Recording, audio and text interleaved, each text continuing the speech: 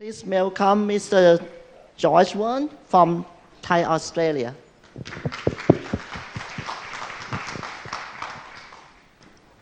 Thank you, and what a pleasure to be here. ค่ะก็ขอบคุณนะคะแล้วก็ยินดีมากที่ได้มาร่วมงานในครั้งนี้ค่ะ I would like to take this opportunity to thank my Thai friend, Dr. Thanet Samboon. You might stand up, Dr. Samboon. ค่ะก็อยากจะขอโอกาสนี้นะคะขอบคุณดร.ธเนศสมบูรณ์นะคะ And my Australian colleagues, Mr. Brendel and Mr.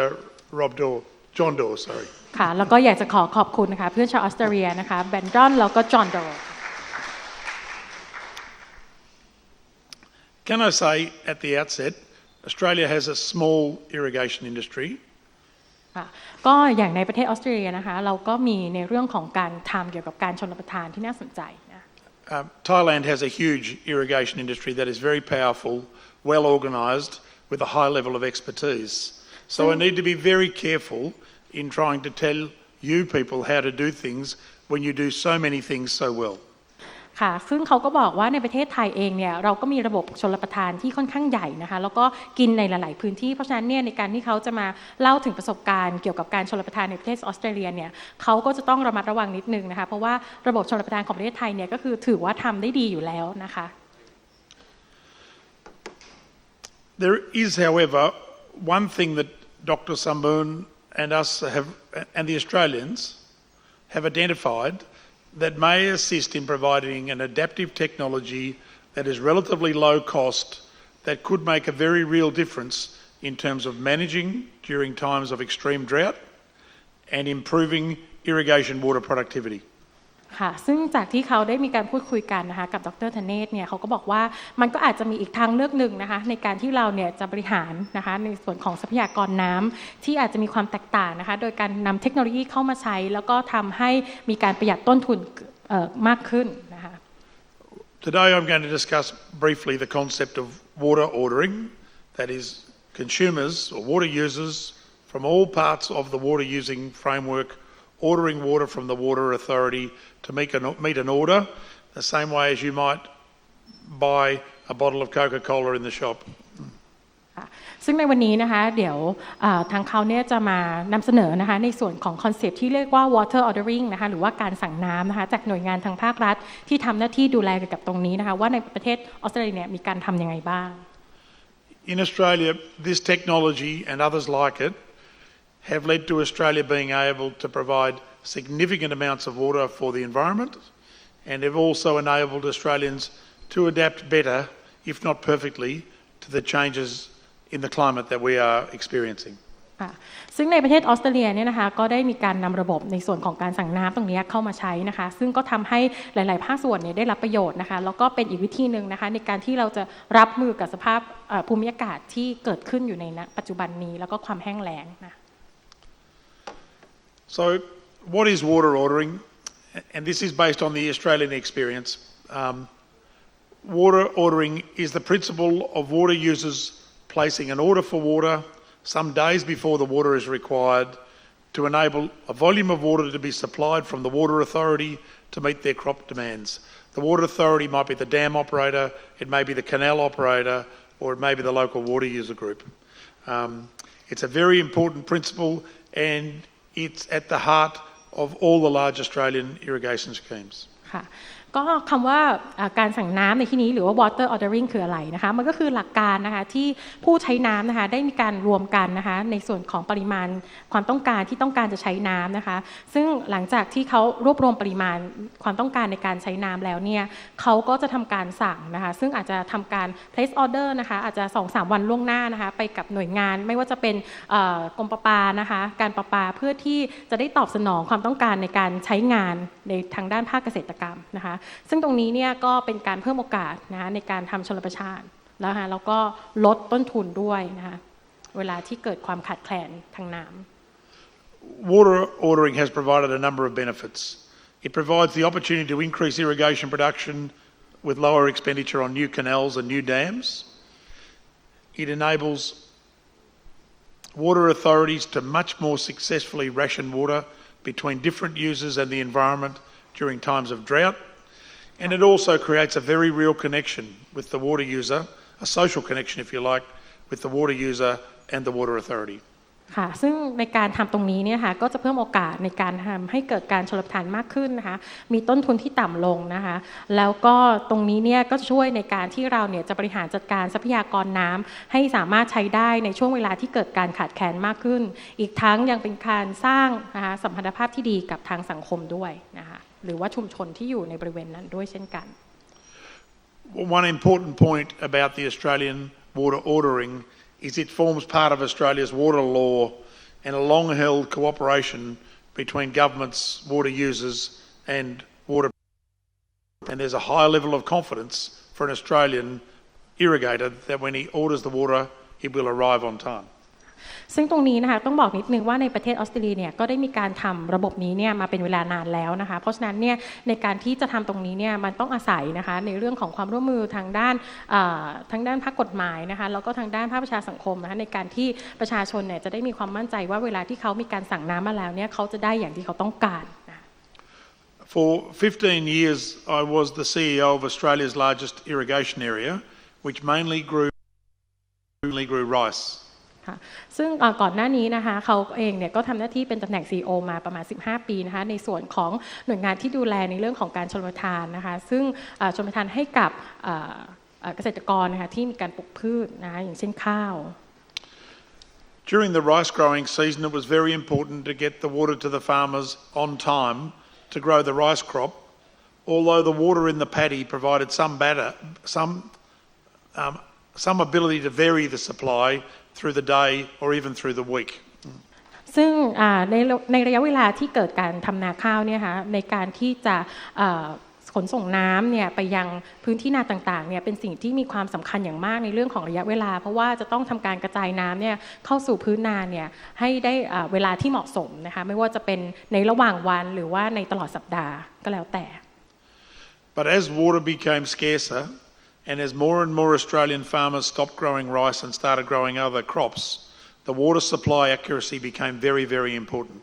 ค่ะแล้วก็หลังจากที่เกษตรกรนะคะในประเทศออสเตรเลียเนี่ยก็เริ่มที่จะหยุดปลูกนาข้าวแล้วก็หันไปปรับเปลี่ยนการปลูกพืชประเภทอื่นแทนนะคะการชลประทานหรือว่าการซัพพลายในเรื่องของน้ำเนี่ยก็เป็นสิ่งที่สำคัญมากขึ้น And during the last 20 years, irrigation supply efficiency in many schemes has moved from 60% of water delivered to farm to now be as much as 95% of water delivered to farm. And this has been a huge saving and enabled water to be created for environmental flows and created more secure water for farmers. ซึ่งจากตรงนี้นะคะก็ทำให้ระบบการชลประทานหรือว่าการกระจายน้ำเนี่ยก็มีประสิทธิภาพมากขึ้นนะคะก็คือจาก 60% เป็น 95% ในเรื่องของการใช้ทรัพยากรทางน้ำอย่างมีประสิทธิภาพมากขึ้นอันเนื่องมาจากการชลประทานที่เหมาะสมแล้วก็มีประสิทธิภาพ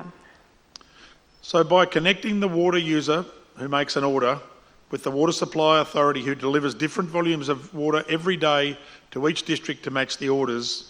it enables both on-farm and regional production to grow. ดังนั้นนะคะในการที่เราเนี่ยมีการเชื่อมโยงกันนะคะแล้วก็เชื่อมต่อกันระหว่างผู้ใช้น้ำนะคะกับหน่วยงานที่ให้การบริการทางด้านประปาหรือว่าทางด้านชลประทานตรงนี้เนี่ยก็จะมีส่วนทำให้การเติบโตนะคะทางด้านการปลูกนะคะหรือว่าการเกษตรกรรมเนี่ยเพิ่มมากขึ้น It enables water suppliers to put the right amount of water in the canal every day and not constantly oversupply. ซึ่งก็ทำให้นะคะระดับน้ำที่มีอยู่ในคลองเนี่ยมีความเหมาะสมนะคะแล้วก็ไม่ทำการชลประทานน้ำมากจนเกินไป And because the water supply authority is so well connected to the farmer through the regular daily, weekly or fortnightly orders for water, it becomes a very powerful drought management tool in explaining to farmers when their orders are put in how much of that water they can have or that the organisation is able to supply. ค่ะแล้วก็เนื่องจากว่าการทำงานใกล้ชิดนะคะระหว่างผู้ใช้น้ำที่เป็นเกษตรกรนะคะกับหน่วยงานชลประทานเนี่ยสิ่งนี้ก็เลยทำให้เกิดความเข้าใจนะคะว่าเกษตรกรก็เลยมีความเข้าใจมากขึ้นในเรื่องของระดับการใช้น้ำนะคะในเรื่องของปริมาณการใช้น้ำในแต่ละวันในแต่ละสัปดาห์นะคะ Some Australian schemes are very large and very similar in scale and operation to some of them I have seen in Thailand. They are typically supplying through large earthen canals across very large riverine floodplains. ค่ะซึ่งในประเทศออสเตรเลียเนี่ยก็คือมีระบบนะคะในการชลประทานน้ำที่ค่อนข้างใหญ่นะคะก็น่าจะคล้ายๆกับของประเทศไทยเหมือนกันเพราะว่าของประเทศไทยก็จะเห็นนะคะว่าระบบการชลประทานน้ำเนี่ยก็มีการทำการชลประทานนะคะในคลองในแม่น้ำนะคะไปยังพื้นที่ในหลายภาคส่วน In Australia, we have a high level of automation and mechanisation, and most of the canal alterations that are performed each day are done remotely from a central office that operates the gates that you can see in this picture, for example. ค่ะก็ในประเทศออสเตรเลียเนี่ยก็มีการใช้ระบบออโตเมชันนะคะหรือว่าการใช้ระบบการควบคุมนะคะจากศูนย์กลางเนี่ยเข้ามาใช้ซึ่งก็จะได้เห็นนะคะจากในรูปภาพนี้เนี่ยก็คือจะเป็นประตูน้ำนะคะแล้วก็มีการควบคุมระบบสั่งการเนี่ยจากพื้นที่ที่อยู่อีกที่หนึ่งนะคะก็คือมีการสั่งการด้วยระบบที่เป็นระบบออโตเมตก็จะเห็นได้จากตามรูปนี้นะคะ Some of the schemes even supply the water, and this picture here is of a scheme supplying one farmer. So the farmer has a solar panel on his farm and a gate that supplies the water, and he can go in on his mobile phone and make the water order. And if the water is available in the canal, the water will immediately be supplied through the gate. And if there's a supply restriction or the water is not available, the farmer will get an immediate message by text on his phone to outline to him what he needs to do to be able to receive that water. ซึ่งในระบบเกษตรกรรมนะคะสำหรับฟาร์มเมอร์ที่เป็นขนาดใหญ่นิดนึงนะคะหรือมีการทำเกษตรกรรมขนาดใหญ่นิดนึงเนี่ยเขาก็จะมีการติดตั้งระบบโซลาร์แผงนะคะซึ่งตรงนี้เนี่ยมันก็จะเชื่อมโยงกับระบบมือถือนะคะซึ่งเจ้าของฟาร์มเองเนี่ยสามารถที่จะทำการนะคะสั่งการได้จากมือถือนะคะให้เปิดประตูน้ำนะคะหรือว่าดึงน้ำเข้ามานะคะในฟาร์มนะคะแต่ว่าในกรณีที่สมมติว่าไม่มีน้ำหรือว่าขาดแคลนน้ำเนี่ยก็จะได้รับเป็นข้อความเตือนนะคะเป็นเมสเซจเตือนนะคะว่าตรงนี้เนี่ยเขาจะต้องทำการสั่งน้ำหรือว่าจะต้องทำอะไรบางอย่างนะเพื่อที่จะติดต่อกับหน่วยงานที่เกี่ยวข้องเนี่ยเพื่อให้เปิดนะคะในส่วนของการระบายน้ำเข้ามาในแปลง We've often thought in Australia about things that limit irrigated production. And obviously in Australia, the most obvious one is drought. And in Australia, we've had severe restrictions on water supply for about 12 of the last 20 years. So drought has become a constant in our working lives in water supply management. ค่ะซึ่งในประเทศออสเตรเลียเนี่ยเราก็มาจะบอกว่ามันก็จะมีปัจจัยนะคะที่เป็นตัวจำกัดในการชลประทานซึ่งหนึ่งในนั้นเนี่ยก็คือความแห้งแล้งนะคะซึ่งที่ผ่านมาเนี่ยในประเทศออสเตรเลียเองเนี่ยก็ประสบกับภาวะแห้งแล้งเนี่ยในช่วง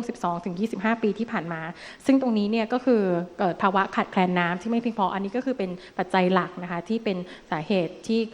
จำกัดนะคะในส่วนของการชลประทานWe also often have canals that are not big enough to supply the peak supply to irrigators, and we found that water ordering is a way to enable smaller canals to deliver more water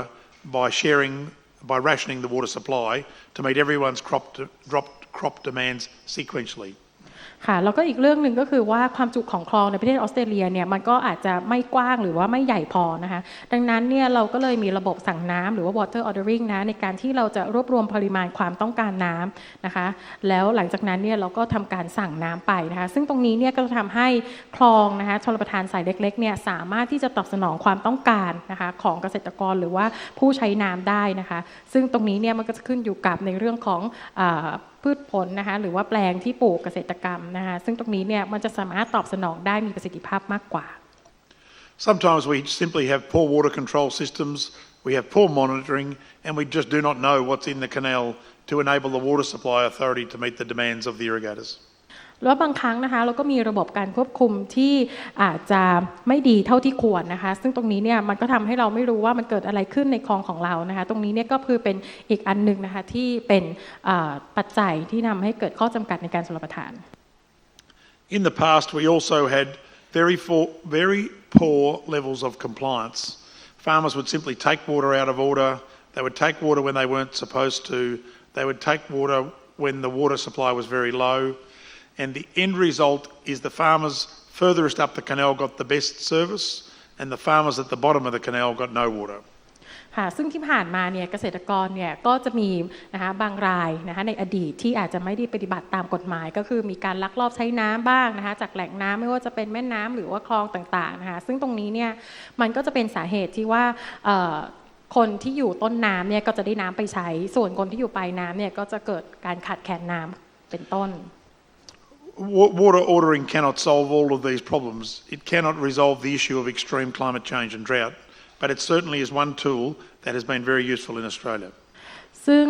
water ordering นะคะหรือว่าการสั่งน้ำในที่นี้อาจจะไม่สามารถแก้ปัญหาทั้งหมดได้นะคะที่กล่าวมาแต่ว่าแน่นอนละมันก็เป็นเครื่องมืออีกอันนึงนะคะที่สามารถที่จะช่วยแก้ปัญหาตรงนี้ได้บางส่วนนะคะ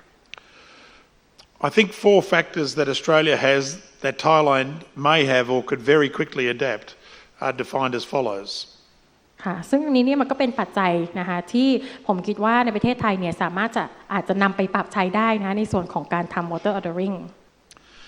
In Australia for almost 100 years we've had defined rights for water users and that might be a total volume available for the year, a maximum daily flow rate that a farmer can have or a maximum irrigated area per farm. ค่ะซึ่ง100 กว่าปีมาแล้วนะคะในประเทศออสเตรเลียเนี่ยเขาก็ได้มีการกำหนดสิทธิ์ค่ะกำหนดสิทธิ์ของผู้ที่จะใช้น้ำนะคะในการเกษตรกรรมนะคะหรือว่ากลุ่มของผู้ใช้น้ำไม่ว่าจะเป็นปริมาณการใช้น้ำรวมทั้งหมดนะคะหรือว่าอัตราการไหลของน้ำนะคะในแต่ละวันนะคะหรือว่าแม้แต่กระทั่งพื้นที่ที่จะทำชลประทาน In Australia, particularly in the last 10 years, we've developed very reasonable water measurement and water flow control systems. ค่ะแล้วก็ในประเทศออสเตรเลียนะคะ10 กว่าปีที่ผ่านมาเนี่ยเราก็ได้มีการพัฒนานะคะที่เป็นระบบในการวัดน้ำนะคะแล้วก็ระบบในการควบคุมนะคะการไหลของน้ำ I mean, I often say to people, if a manager from the Nile Delta from 2000 BC walked into our irrigation offices 10 years ago, I think he'd understand exactly everything we did. We have certainly moved on in the last 10 years. ซึ่งก็สมมติว่าถ้าเราย้อนกลับไปดูนะคะว่าในสิ่งที่ประเทศออสเตรเลียเนี่ยทำอะไรบ้างเนี่ยก็จะเข้าใจนะคะว่าในช่วง10 ปีที่ผ่านมาเนี่ยระบบที่เรามีเนี่ยมันค่อนข้างที่จะมีระบบแล้วก็ทันสมัย We have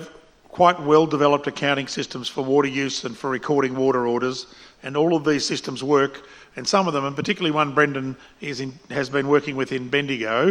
is of a very simple scale involving the use of mobile phones and an Excel spreadsheet and it provides a very high level of service for a very low cost.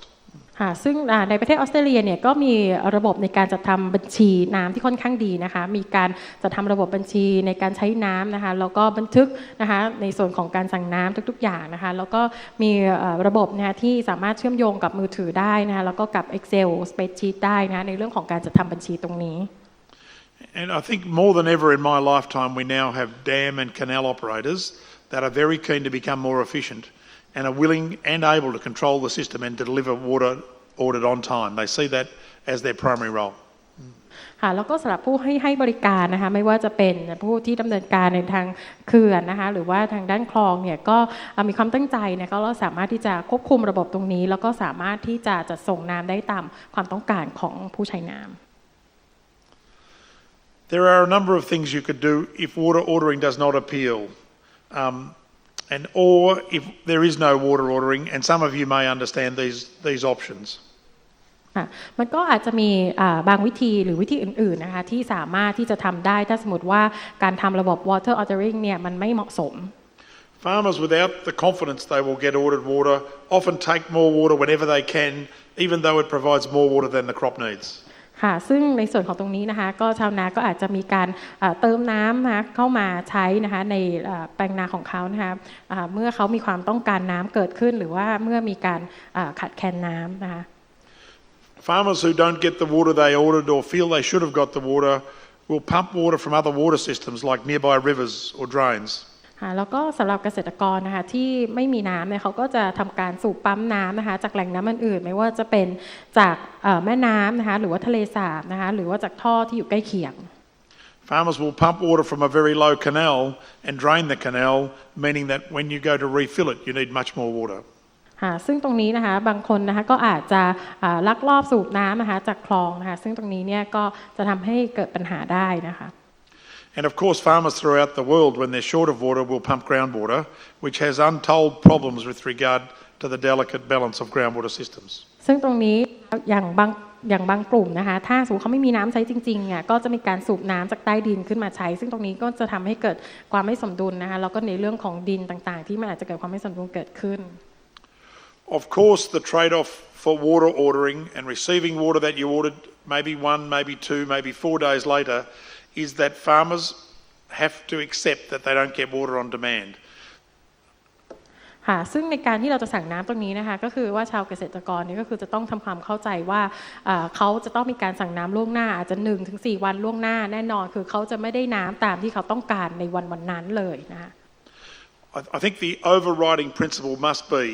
that a successful water ordering and water sharing system means that all farmers get a fair share of the flows available and the farmer at the end of the system doesn't miss out. ซึ่งตรงนี้เนี่ยมันก็คือเป็นการสร้างความสมดุลกันนะคะในเรื่องของการแชร์แหล่งน้ำนะคะหรือว่าการที่เราจะสั่งน้ำนะคะซึ่งตรงนี้เนี่ยมันต้องเกิดสมดุลตรงที่ว่าทุกๆคนเนี่ยก็คือจะต้องได้รับน้ำอย่างเท่าเทียมกัน An irregular or a poor supply of water is a huge barrier to farmers thinking about investing in new farming systems and new crops. เพราะฉะนั้นเนี่ยในส่วนของการชลประทานตรงนี้เนี่ยนะคะมันเป็นสิ่งที่เป็นอุปสรรคนิดนึงถ้าสมมติว่าเราไม่มีระบบชลประทานที่ดีเนี่ยในการที่เราจะไปทำการปลูกอะไรใหม่ๆเนี่ยมันก็เป็นเรื่องที่เราต้องคิดพิจารณา My partner, Mr. Rob Brendel, has done extensive work to try and establish how much more effective it is to have water ordering than for people to take water on demand. And he's developed some charts that attempt to demonstrate that really with water ordering, you can supply water almost twice as effectively. That is, you can use a canal that's nearly half the size to deliver the same volume of water to grow the same area or a greater area of crop. And as I said earlier, with the certainty of supply that water ordering and water delivery provides, comes the investment in extra agriculture. And he's developed some charts, and I encourage you to have a look at the chart that's on display outside. And if I'm around, I'm very happy to talk you through it. ค่ะซึ่งจากเมื่อกี้นะคะในเรื่องของที่เขาพูดไปก็คือมีเพื่อนร่วมงานของเขานะคุณร็อบแอนเดลเนี่ยก็ได้มีการทำการวิเคราะห์ออกมาในเรื่องของการสั่งน้ำ water ordering นะคะแล้วก็ในส่วนของการที่เราจะมี water on demand ว่ามันมีความแตกต่างแค่ไหนนะคะก็คือว่าต้นทุนตรงนี้เนี่ยคือมันสามารถที่จะทำให้ได้ถูกกว่าเป็น2เท่านะคะแล้วก็สามารถที่จะกระจายน้ำได้อย่างมีประสิทธิภาพมากกว่านะคะซึ่งตรงนี้เนี่ยก็คือเป็นชาร์ตที่เขาจะอธิบายให้ฟังนะ And I particularly encourage you to look at the poster because half of this graph is missing. So, but the simple point I want to make is that if you want water on demand, you need a far greater water supply available than if you're prepared to move to water ordering. ค่ะซึ่งถ้าสมมติว่าเราจะทำเป็น water on demand เนี่ยมันก็คือจะต้องมีต้นทุนที่สูงกว่านะคะกับการสั่งน้ำหรือ water In designing irrigation schemes, Australian designers had canal capacity very much in mind. So all Australian canals, probably like the canals here, get smaller and smaller as you head to the ends of the scheme. ซึ่งในประเทศออสเตรเลียเนี่ยก็คือได้มีการออกแบบนะคะในส่วนของความจุของคลองนะคะก็เหมือนกันกับประเทศไทยนะคะที่คลองเนี่ยมันก็มีความแคบลงไปเรื่อยๆนะคะ Again, I've got a magnificent graph without any lines on it. ค่ะ The lines are missing from the. Yes, the lines are definitely missing from the graph. But คือเส้นคือตรงนี้กราฟนี้มันไม่มีเส้นนะคะมันขาดไปอะค่ะ The simple point I'd like to make is as we move from left to right, and you see that one outlet might provide 7,500 cubic metres a day. ค่ะก็คือจะให้ดูนะคะจากทางซ้ายไปขวานะคะก็คือจากเดิมนะคะที่สามารถจะซัพพลายได้ก็คือประมาณ 7,500 กว่าคิวบิกเมตรนะคะต่อวันต่อเอาท์เล็ตนะ And as you move further and further to the right, the canal gets bigger and bigger, and the issue is that in that area we call the tertiary or the cumulative, the transition to scheduling and the scheduling, it's very important if you're going to provide everyone with the water they need that there is an element of order. And we believe that order comes from scheduling or ordering of water. ค่ะซึ่งตรงนี้ก็จะเห็นได้ว่าถ้าดูจากทางซ้ายไปทางขวาเนี่ยในส่วนของปริมาณนะคะหรือว่าความจุของน้ำเนี่ยที่มันจะต้องมีนะคะหรือว่าในแต่ละวันเนี่ยมันก็คือจะใหญ่ขึ้นเรื่อยๆนะคะซึ่งตรงนี้เนี่ยเราก็จะเห็นได้ว่าถ้าสมมติว่าเรามีการรวบรวมในส่วนของการสั่งน้ำเนี่ยมันก็จะสามารถทำให้ตรงนี้เนี่ยเพียงพอได้ต่อการความต้องการในการใช้ So, I guess, in Australia we found that water ordering is the best and most cost-effective option to improve the level of service and to maintain or increase production from irrigated agriculture. ซึ่งโดยสรุปนะคะทางออสเตรเลียเนี่ยเขาก็เชื่อว่า water ordering หรือการสั่งน้ำเนี่ยก็คือเป็น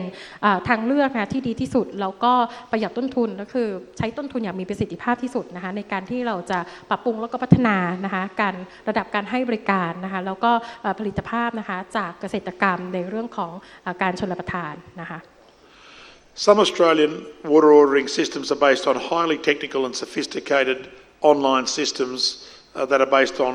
extensive telemetry and remote sensing. ซึ่งในระบบการสั่งน้ำของประเทศออสเตรเลียบางระบบเนี่ยก็เป็นระบบที่ค่อนข้างซับซ้อนนะคะแล้วก็ใช้เทคโนโลยีขั้นสูงเข้ามานะคะก็มีการติดเซ็นเซอร์ต่างๆนะคะแล้วก็สามารถที่จะมี remote sensing นะคะแล้วก็มีในส่วนของการควบคุมระบบน้ำนะคะโดยใช้ระบบเทคโนโลยีเข้ามาช่วยนะ But my observation is the greatest benefit comes from those first steps of connecting the water user with the water supply company.perhaps through a mobile phone call in a regular and consistent way to create the basic building blocks of water ordering. แต่ในความคิดของผมเนี่ยอันนั้นก็คือเป็นแค่ส่วนหนึ่งเทคโนโลยีเป็นส่วนหนึ่งแต่ส่วนที่สำคัญที่สุดจริงๆก็คือว่าเราจะต้องสามารถนะคะเชื่อมต่อแล้วก็สร้างสัมพันธ์นะคะกับผู้ใช้น้ำได้นะคะแล้วก็ทำการสั่งน้ำอย่างเงี้ยล่วงหน้านะคะแล้วก็อาจจะทำการโทรสั่งน้ำก็ได้แต่ทำอย่างเงี้ยให้มันมีความสม่ำเสมอเป็นระยะซึ่งตรงนี้เนี่ยก็จะเป็นอีกจุดหนึ่งนะคะเป็นจุดเริ่มต้นที่จะสามารถขจัดอุปสรรคของปัญหาการขาดแคลนน้ำได้This is just an example of some of the canal structures in Australia, and the canal on the right-hand side with the automated gates replaced the wooden drop log structure on the left, which was still very effective, but obviously required much more manpower. ก็จะได้เห็นนะนี่ก็คือเป็นรูปเปรียบเทียบนะคะทางด้านขวามือเนี่ยก็คือจะเป็นระบบควบคุมนะคะคลองชลประทานนะคะที่มีระบบประตูน้ำแบบอัตโนมัตินะคะเมื่อเทียบกับทางซ้ายมือนะคะซึ่งตรงนี้เนี่ยก็เป็นระบบดั้งเดิมนะคะซึ่งอาจจะต้องใช้คนนะคะในการที่จะคอยควบคุมระบบตรงนี้มากกว่า Finally, working with Dr. Sombourne, I've just outlined some of the first steps you might consider in a pilot area.ค่ะก็จากการที่ได้ร่วมงานกันนะคะกับดร.ธเนศนะคะอันนี้ก็คือเป็น5ขั้นตอนนะคะที่เราเนี่ยจะสามารถทำในส่วนของโครงการนำร่องการสั่งน้ำได้นะคะ First of all, establish that there's a need for water ordering, and in many systems there may not be a need, but it's very likely that in times of drought or shortage of water supply, that water ordering could help.ค่ะซึ่งตรงนี้เนี่ยเราจะต้องดูก่อนนะคะว่ามันมีความต้องการนะคะหรือว่าขาดแคลน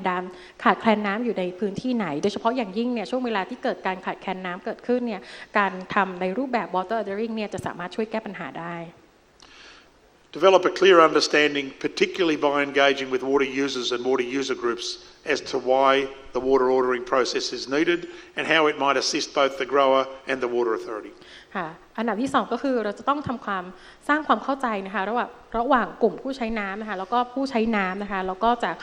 ผู้ที่ดูแลในเรื่องของการชลประทานนะคะซึ่งเราจะต้องอธิบายให้เขาเห็นถึงผลประโยชน์นะคะว่าทำไมการทำ water ordering เนี่ยจะสามารถช่วยเขาแก้ปัญหาได้ There is a requirement for some simple system and development and design, and that is something that I'm sure could be conducted by Thai experts. ค่ะซึ่งขั้นที่3เนี่ยก็อาจจะต้องมีในส่วนของการสร้างระบบนะคะหรือว่าดีไซน์ระบบขึ้นมาซึ่งตรงนี้เนี่ยมันก็เป็นแค่จุดหนึ่งนะคะซึ่งผมคิดว่าในประเทศไทยเนี่ยเราคงจะหาคนที่ทำระบบตรงนี้ได้เหมือนกัน And my suggestion is that if there is a need, it's a good idea to get started, and through the trial, develop clear guidelines for water users and for operators to make sure the system actually works, and that the benefits to users and the operators are real. Because if they're not, there's no point proceeding down this path. ค่ะซึ่งตอนนี้ถ้าเรารู้แล้วว่ามันมีความต้องการนะคะเราก็น่าจะเริ่มทดลองทำได้เลยนะคะแล้วก็อาจจะต้องทำเป็นแนวทางนะคะที่มันมีความชัดเจนขึ้นมานะคะระหว่างผู้ที่ใช้น้ำนะคะหรือว่าตัว operator เองนะคะซึ่งเราเองก็จะได้เข้าใจในระหว่างช่วงของการทดลองนี้ว่าอะไรที่มัน work อะไรที่มันไม่ work นะเพราะว่าถ้าเราทำไปโดยที่เราไม่รู้อะไร work ไม่ work มันก็ไม่มีประโยชน์นะคะสุดท้ายนะคะซึ่งอันนี้ก็คือจะเป็นประโยชน์ที่จะเกิดขึ้นนะคะกับผู้ใช้แล้วก็สำหรับผู้ที่ให้บริการด้วยเช่นกันAnd as with any of these technologies, make sure you keep an eye on it and you're not carrying out something just for the sake of it. So keep monitoring to think how you might be able to improve it and how you might be able to make it perform to deliver better results. ค่ะซึ่งแล้วก็ในส่วนสุดท้ายก็คือการมอนิเตอร์นะคะคือเราจะต้องทำการติดตามผล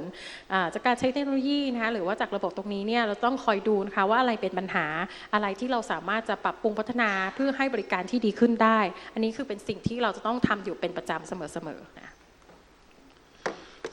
So suggested first steps in the Thai context might be to establish where a pilot scheme may assist.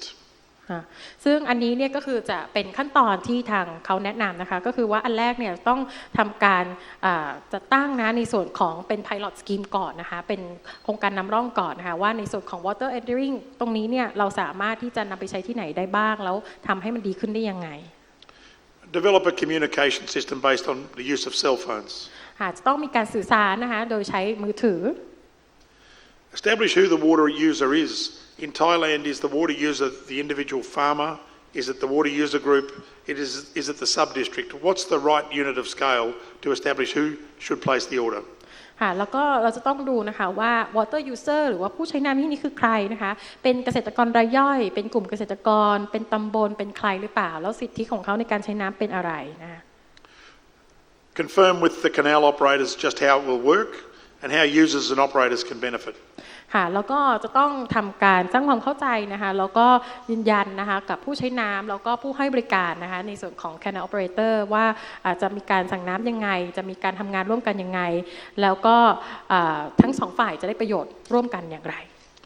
And of course, one of the important steps is to get started. Work out what does work and what does not. แล้วก็ขั้นตอนสุดท้ายก็คือเราต้องเริ่มที่เราจะได้เริ่มลองทำแล้วก็เรียนรู้ไปด้วยว่าอะไรที่มันเวิร์กอะไรที่มันไม่เวิร์ก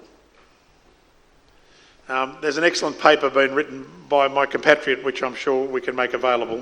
If you just talk to Dr. Thanet, I'm sure we can provide that. อันนี้ก็คือเป็นข้อมูลเพิ่มเติมนะคะที่สามารถที่จะดูได้นะคะจากตรงนี้นะคะอาจจะคุยกับดร. Thanet เพิ่มเติมว่าตรงนี้เนี่ยเราสามารถจะมีลิงก์เข้าไปดูหรือว่ามีเอกสารเพิ่มเติมดูได้ Thank you very much for the opportunity. It's such a pleasure to be. สำหรับโอกาสก็ยินดีมากนะคะที่ได้เข้ามาร่วมงานในวันนี้ขอบคุณค่ะ Thank you very much.